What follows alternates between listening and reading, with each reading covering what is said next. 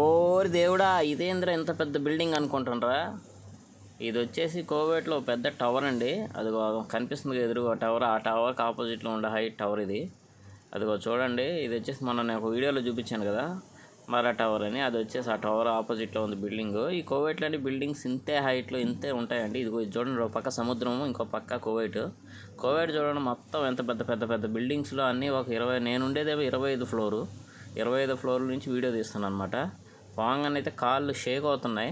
First time అక్కడ నిలబడి ఇక్కడ తీస్తుంటే ఒక డౌట్ వచ్చింది, గ్లాస్ పగిలిపోతే ఏంద్రా పరిస్థితి అని.